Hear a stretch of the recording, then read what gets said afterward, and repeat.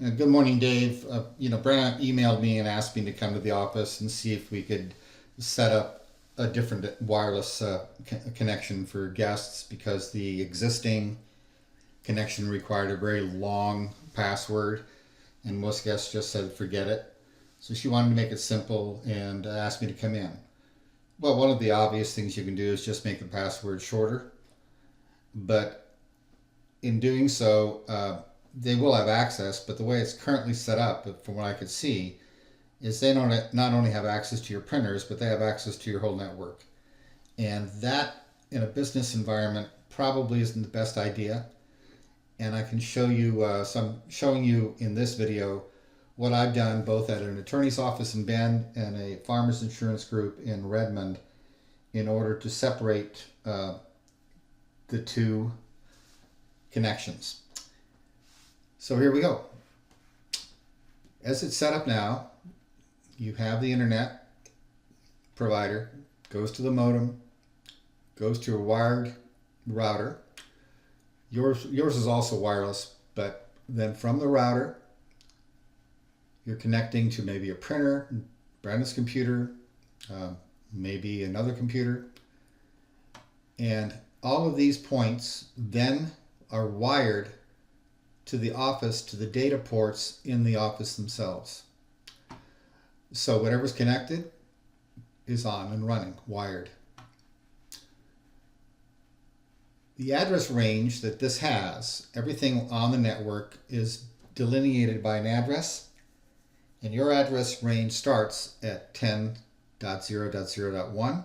It can go up to 255. In other words, you can have 254, 255 connections using this router. Anyway, but the range is specified that way. And currently, when somebody wants to log into your system wirelessly, they are given a number within this range, and they are on your network. They can print to your printer. They can see every other computer that's on the network, and that typically is not that great of an idea if you want to have it secured. So for guest access, which I don't believe yours has, they give it a different address range that separates it that way, but that's all done software-wise. And if you want to make it really secure, you can do it hardware-wise, and that's what I did. So for the Farmers Insurance Group and the attorney's office here in Bend, I put in a switch between the modem and the wired router. And then I split it, one line going to the wired router, one line going to a wireless only router. And designating this address range totally different from this one. What that means is that when they connect wirelessly at the attorney's office or Farmers Insurance, they're connected to the internet. They're not connected to my network in any way, shape, or form. It's as if they were at a different place. This is England. This is the US. This is Dave Roselle. This is John's house. That's it. That's much more secure.